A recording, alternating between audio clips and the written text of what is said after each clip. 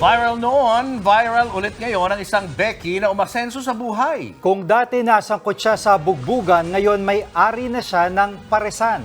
Affordable at masarap ang kanyang pares na talaga namang dinudumog. Nasa frontline ng balitang yan si Jenny Dongon. Walang kapares ang tindang pares ni Deo Balbuena o mas kilala bilang Diwata. Naalala ba ninyo siya? Closer look? Ano, mukhang pamilyar na ba? Kung hindi, heto siya noon. Nagmula sa kalangitan, lumagapak sa kalupaan, narito na sa inyong harapan ang nag-iisang diwata na mukhang kawatan.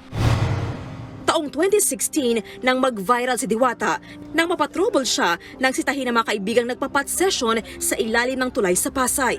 Nauwi yan sa sakitan. Nanggadagan na mukha ko, sinira mo. Dapat sa'yo talaga makulong. Pero past is past na raw dahil ngayon, level up na si Diwata. Ang baklang nasa inyong harapan, baklang dati nabugbog pero ngayon dinudumog na po. Pak! Ang taray! Tila may magic na dala ang parisan ni Diwata na talaga namang in demand. Paano ba namang hindi dudumugin kung sa halagang 100 pesos may only rice ka na, may malutong na chicharong bulaklak ka pa, may litsyong kawali at meron pang soft drinks. Sold na sold ang mga customer ng iba galing pa sa malalayong lugar. Sobrang haba ng pila kanina tapos sobrang init. Kaya tiis para makakain lang. Sobrang sarap po ng pares ni Diwata. The best po yung pares.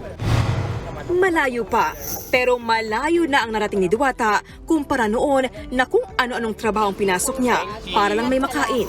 Nag-construction worker pa nga siya. Dumating pa raw sa pagkakataong gusto niyang sumuko sa hirap ng buhay. Pero mas pinili niyang lumaban. Actually ngayon, naiiyak nga ako, pinalabanan ko lang. Hindi, nakakasad naman din talaga, pero ganun lang talaga. Siguro kasi hindi naman ako pinanganak na mayaman, di ba? Kami naman talagang mahirap lang yung pamilya na pinanggalingan ko. Pero kailangan talaga ang pag-asenso ng tao, yung tutunan ko. Depende lang din talaga sa abilidad mo sa buhay at diskarte mo. Dagdag pa ni Diwata, kasama niya sa pag-asenso ang mga dati na ring tumira sa ilalim ng tulay gaya niya. Pero kinailangan nilang lumipat ng pwesto, lalo't kamakailan lang ay nadamay sa clearing operations. Kaya ang next target ni Diwata, makahanap ng permanenteng pwesto para masabi niyang bonggang-bongga na ang kanyang pares overload. Nagbabalita mula sa frontline, Jenny Dongon, News 5. Mga kapatid, Julius Babaw po. Iba na ang may alam at may pakialam sa panahon ngayon. Para sa frontline ng mga balita, mag-follow at mag-subscribe sa social media pages ng News 5.